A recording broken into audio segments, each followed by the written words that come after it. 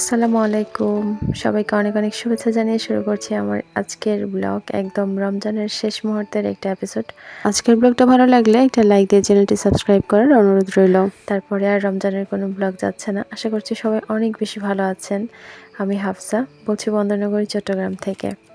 আশা করছি আপনারা সকলেই অনেক বেশি ভালো আছেন এবং পরিবারের সকলকে সাথে নিয়ে, প্রিয়জনদের সাথে নিয়ে আশা করি ঈদটাকে সুন্দরভাবে উদযাপন করার প্রস্তুতি নিচ্ছেন এই মুহূর্তে। আজকের ব্লগটা হোম ম্যানেজমেন্টের কোনো টিপস হিসেবে থাকছে না। আজকের ব্লগটা হচ্ছে রমজানের একদম শেষ মুহূর্তে শ্যুট করা একটা ব্লগ, যেখানে আমি একদম বিকেলের সময়টা, অর্থাৎ কিভাবে কাটে আমার ইফতারের পূর্ব মুহূর্তগুলো, সেই মুহূর্তগুলো ছোট ছোট পোর্শনে শেয়ার করেছি আপনাদের সাথে। সেই সাথে বেশ কিছু গল্প করব। আর আজকের ব্লগটা একটু সংক্ষিপ্ত থাকবে। ইনশাল্লাহ ঈদের পরবর্তী সময়গুলোতে ভালো ব্লগ দেওয়ার চেষ্টা করব এবং একটু সময় সাপেক্ষ ব্লগ দেওয়ার চেষ্টা করব এবং যেগুলো আপনাদের সাধারণত কাজে আসবে ওই ধরনের ব্লগ দেওয়ারই চেষ্টা করব ইনশাল্লাহ। তো এবার ঈদে আমার প্রস্তুতি হচ্ছে, আমি বাড়িতে যাচ্ছি, আমার বাবার বাড়িতে ঈদ করব এবারে। মাত্র কিছুদিন আগে বাবার বাড়ি থেকে এসেছি, আপনারা জানেন। এসে সংসারের কাজগুলো ভালো করে গুছিয়ে উঠতে পারিনি, সংসারটা অগোছালোই রয়ে গেছে। মোটামুটি করে গুছিয়ে রমজান মাসটা এখানে কোনোভাবে কাটিয়েছি। এখন আবার যাব ঈদ করতে বাবার কাছে। বাবা অনেক বেশি সিক, তো ওনার একমাত্র মেয়ে হিসেবে ওনার সাথে ঈদ করাটা আসলে অনেক বেশি যুক্তিসঙ্গত মনে হয়েছে আমার কাছে।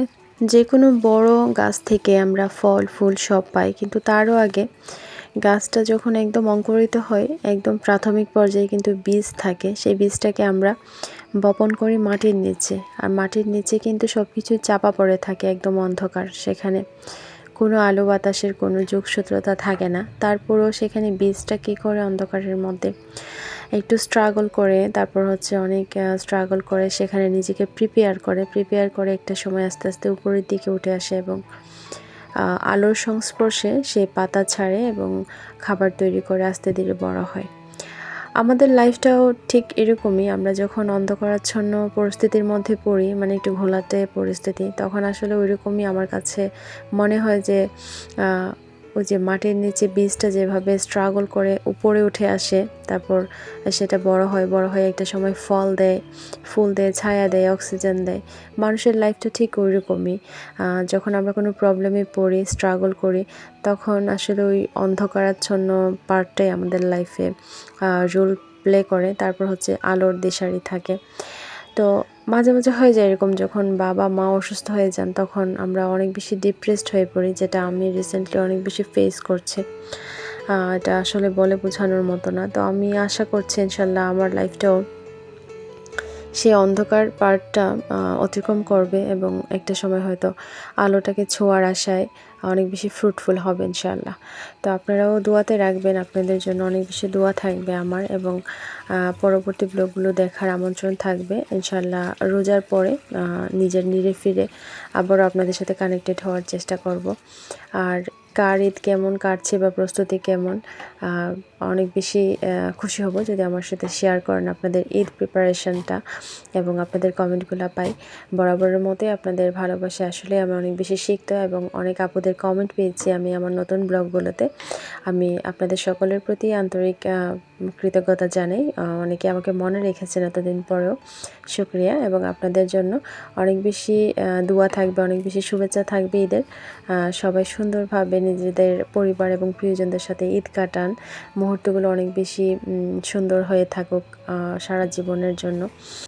আবার যে আপুরা শ্বশুরবাড়িতে ঈদ করবেন বা কেউ আছেন আমার মতোই হয়তো এবার বাবার বাড়িতে ঈদটা কাটাতে যাচ্ছেন বা করতে যাচ্ছেন, সবার যাত্রা অনেক বেশি নিরাপদ হোক। কারণ ঈদ যাত্রাগুলোকে নিয়ে অনেক বেশি আমরা এক্সাইটেড থাকি, কারণ ওই সময়টা মানুষের এত বেশি ভিড় থাকে, সবগুলো যানবাহন বা যাতায়াতের ওয়েগুলো অনেক বেশি ভিড় থাকে ঈদ পারপাসে, ঈদ সিজনে। তো ওখানে কিন্তু অ্যাক্সিডেন্ট অনেক বেশি হওয়ার পসিবিলিটি থাকে, যে কোনো রকমের দুর্ঘটনা প্রায়শই ঘটতেই থাকে। ট্রেনগুলা রিসেন্ট দেখলাম যে একটা ট্রেন বগিচ্যুত হয়ে অনেক মানুষ মারা গেছেন, অনেক মানুষ অনেক বেশি আহত হয়েছেন, লঞ্চ দুর্ঘটনাও ঘটছে। এগুলো দেখে আসলে অনেক বেশি মানে খারাপ লাগছে, অনেক বেশি, যেটা বলে বোঝাতে পারবো না। ইভেন মনটা অনেক বেশি খারাপ হয়ে গেছে যে এখানে কিনা আমরা প্রিয়জনদের সাথে ঈদ করব, একসাথে সুন্দর সময়গুলো কাটাবো বলে আমরা বাড়ির দিকে ছুটে চলছি। ওখানে আমাদের আসলে যানজীবনেরই কোনো নিরাপত্তা নেই, যেখানে আমরা জীবনটাই হয়তো আমাদের চলে যাচ্ছে। প্রিয়জনদের সাথে সুন্দর করে ঈদ কাটানো বা মুহূর্ত কাটানো তো দূরের কথা, তখন আসলে সেটা আরও বেশি বিষাদময় হয়ে যায় যখন আমরা বাড়িতে সুস্থ শরীর নিয়ে আর ফিরতে পারি না। যে যেখান থেকে বাড়ি ফিরছেন সবাই নিরাপদে ফিরবেন এবং নিজের যান জীবন নিয়ে অনেক বেশি রিস্ক নিয়ে কোথাও যাবেন না। যারাই আমার ব্লগটা দেখবেন তাদের কাছে রিকোয়েস্ট থাকবে, একটা দুর্ঘটনা মানেই সারা জীবনের কান্না। আজকে আমি যে ব্লগে ভিডিও ফুটেজগুলো দেখিয়েছি সেই রিলেটেড কোনো কথাই আমি বলছি না, কারণ পারিপার্শ্বিক যে পরিস্থিতিগুলো দেখছি, রিসেন্টলি নিউজগুলো দেখতেছি, এত বেশি মানে মনটা খারাপ হয়ে আছে নিউজগুলো দেখার পরে।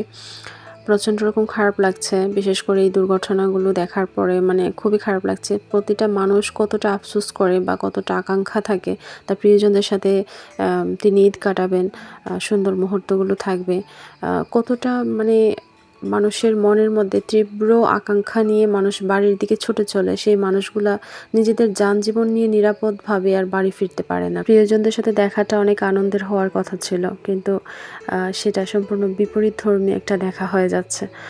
যে যেখানেই থাকুন বা যেখানে যাওয়ার প্ল্যান করুন, অন্তত নিরাপদে যাওয়ার প্ল্যানটা করবেন। যদি নিরাপত্তা না থাকে সেক্ষেত্রে যাওয়ার প্ল্যানটাই বাতিল করুন, তবুও নিরাপদ স্থানে থাকুন। আজকের ব্লগটা এখানেই শেষ করছি। সবাইকে অগ্রিম ঈদ শুভেচ্ছা। আল্লাহ হাফেজ।